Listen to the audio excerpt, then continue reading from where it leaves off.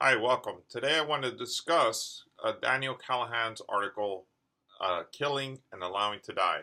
So, let me begin with his thesis. What is his main point? What is he trying to do in this article?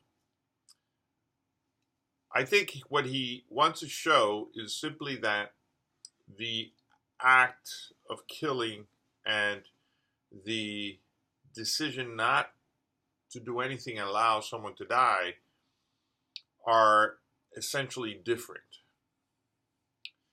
Now, that's sort of the main point of the article. Now, you might think to yourself, that's nonsense, or kind of what a waste of time, since it's obvious that they are different. But it's not so obvious they are different. And so there's a lot of literature in the philosophical, ethical arena that has attempted to demonstrate that, in fact, they are not different.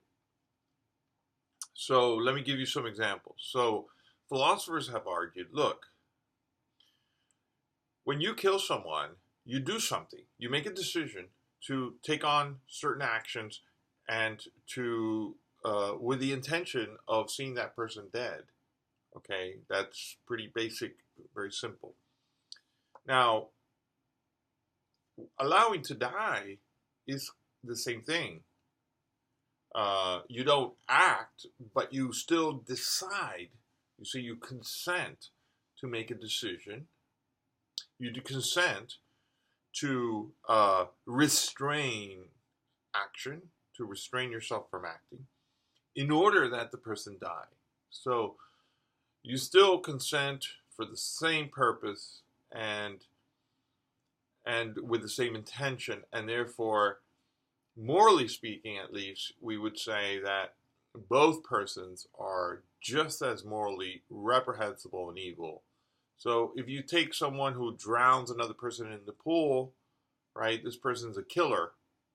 If you take someone who watches another person drowning in the pool because they want to see them dead and decides not to help, we would say they are morally responsible also, even though they didn't necessarily, physically cause the death.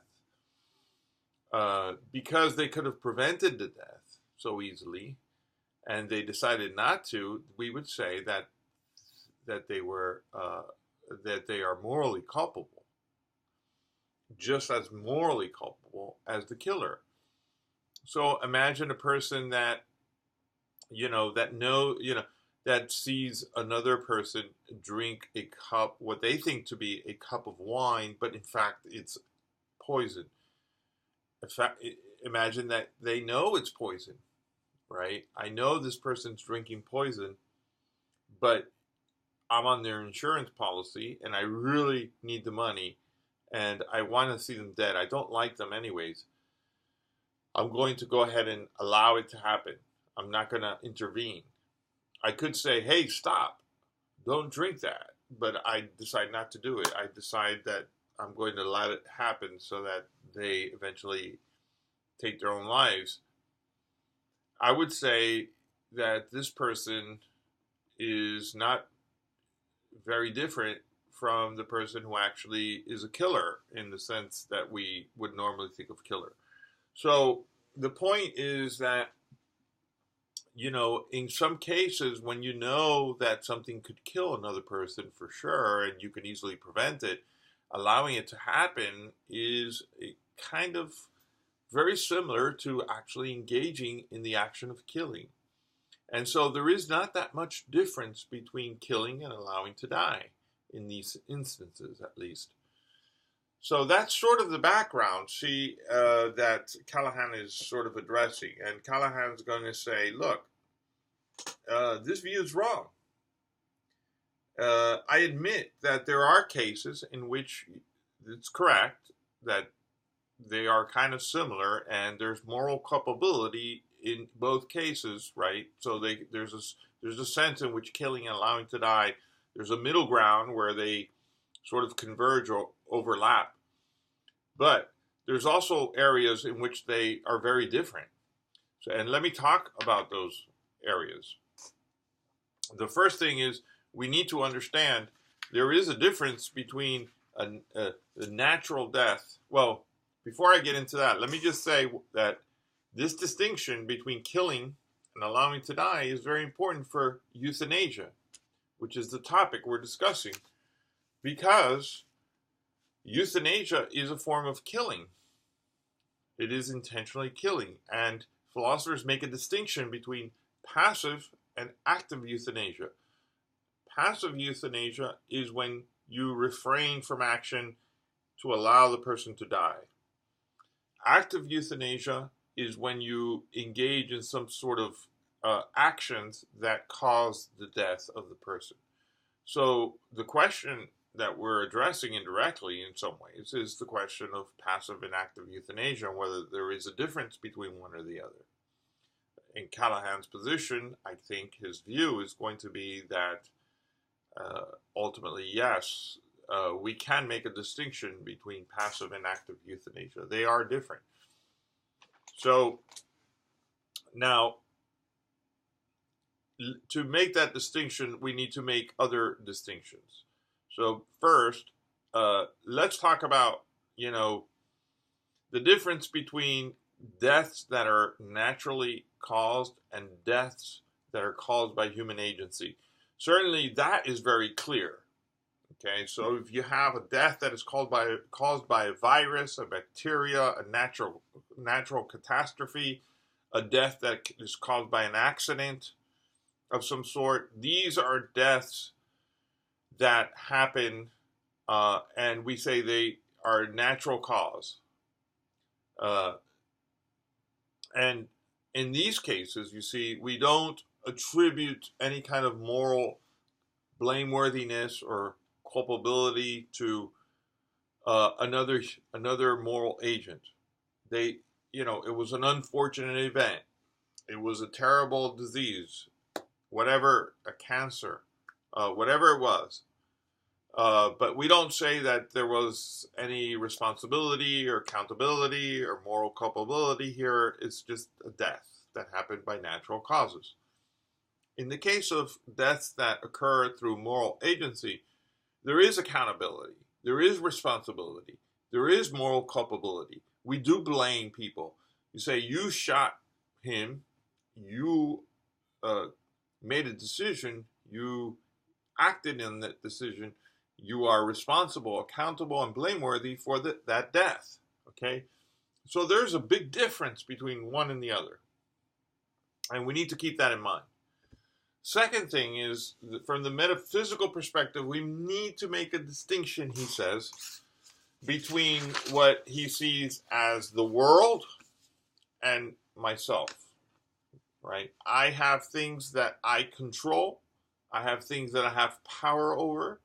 I have things that I influence and affect. And then there are things that happen in the world that have nothing to do with me. They are independent of me. Okay? He thinks that our inability to make the distinction and to sort of sustain that distinction over time is what allows us to confuse this idea of killing and letting die. You see, he says, when you kill, you see, you are influencing something. You are the direct cause of something. When you allow it to die, you are not involved. We're assuming there's a world out there that is dynamic and has cause and effect, and things are happening. And in that world, things happen. And when you allow it to die, what's taking place are stuff outside of you, right? Stuff that you have no control over necessarily, right? So if somebody's dying from cancer, that is not killing. That is, you're allowed to die if you don't do chemotherapy, right? So if you say no chemotherapy, you allow the cancer to go ahead. It's natural cause to take the life of this person, right? That's the idea. So I'm going to quote him here. He says, to attempt to deny the distinction between killing and allowing to die is then mistakenly imputing power to human action then more power to human action than it actually has. And to accept the conceit that nature now fallen wholly within the realm of human control. Not so. So to think that I can somehow prevent this cancer, or that I should have done something, is to have this belief or assumption that I have this power over nature or power over the external world, which is not the case. Okay. Second thing, the moral perspective. Again, going back to the physical and the agent causality. There's an important difference, between the death of a person that is the result of natural causes, and the death of a person that is the result of agency. And the moral difference is very important. In one case, there's moral culpability. In the other case, there isn't. And so, from the moral perspective, these distinctions are very important. So, the ultimate cause of a person's death in agency is another person. The ultimate cause of a person's death, who is not given a feeding tube, is the disease that the person has. Okay, so if you are denied certain medical artificial technology that sustains your life, the death, that's not what causes your death. What causes your death is the disease that is making you ill to begin with, right? So that's sort of the idea. There's no moral culpability here. Now let's talk about the ambiguity, the part where things get a little tricky. He argues, look, there is some difference, some of the differences that I've discussed already, but then there are cases where it's hard to make a distinction between killing and letting die. This is what Callahan says. I'm going to quote here. The ambiguity arises precisely because we can be morally culpable for killing someone if we have no moral right to do so, as we would in self-defense, and no less culpable for allowing someone to die if we have both the possibility and the obligation of keeping the person alive. So in both, we could have situations in where the person is morally culpable, morally blameworthy. In both cases, you should have, reached your hand out and saved that person from the pool, right? You should have said, hey, wait, stop, don't drink that, it's poison, right? You should have said that, and you're culpable, you're blameworthy for not doing so. And so he says, thus, there are cases where, morally speaking, it makes no difference whether we killed or allowed to die. So notice that he accepts this. He accepts this view that in some cases, right, they actually overlap. We are equally responsible. In these instances, the lines of physical causality and moral culpability happen to cross. Yet the fact that they can cross in some cases no way shows that they are always or even usually one and the same thing. This is kind of, I think, the most important sort of point that he makes. And so let me give you two examples here. So if someone is dying of a terrible illness and we could temporarily sustain the life of that person, even with a very, very minimum quality of life, and we make the decision not to do so, this is not like the poison case. This is not like the pool case. This is not simply allowing a person to die and therefore we're murderers, right? This is very different. The person is dying from something else. We are not killing the person, okay? Um,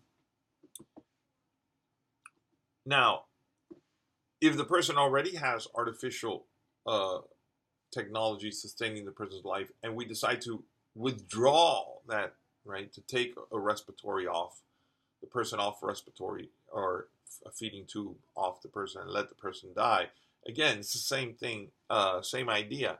He wants to argue that in these cases, you see, we're not the cause of the death, right? If we keep all the things that we've mentioned already in mind. Now, let's apply this now to the medical perspective. So, doctors are trained and have the knowledge to save human lives and to make human life better with respect to their health and welfare. Now, the question is, should a doctor always provide treatment to either sustain the life of a person or to try to make the person's life better? It can be argued that at some point that treatment stops to improve the person's overall welfare. It can be argued that at some point when the treatment only has a 5% chance of being effective, okay, we might argue that the doctor no longer has a responsibility of advocating for that kind of treatment. We could argue that when a person is terminally ill and the chances of the treatment having any reasonable kind of effect for the health, for the benefit of the person is so minimal that the doctor no longer has any moral obligation to endorse or advocate for that kind of procedures. So it seems like at some point the doctor seems morally permissible for the doctor to say, okay, that's it, no more medication, no more treatment, it's over. And it seems that letting die, that behavior of letting die seems morally permissible. Now, compare that with the idea, can a physician, you see, kill a patient? Can a physician help to kill a patient?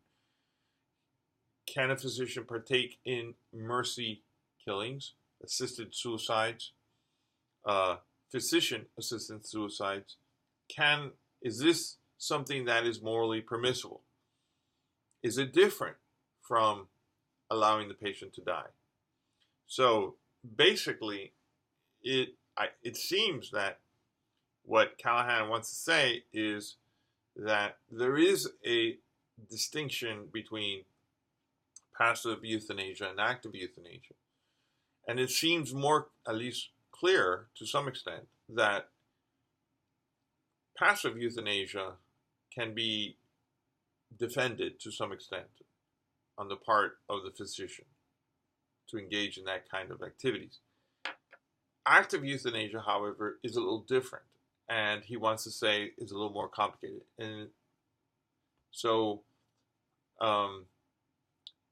there's no more arguments in that. So it kind of stops there. So we have to kind of think about basically the idea that how does this difference between killing and allowing to die affect the passive euthanasia argument? Is Callahan right? Is there really a distinction? And even if there is, can in cases where people are dying, can that distinction work?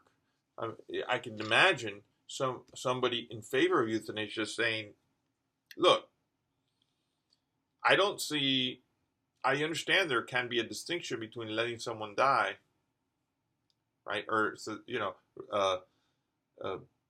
refraining from, giving more medication or more treatment, that seems morally permissible in the case in which the person is at some point at which the person's health is it's impossible for the person to recover.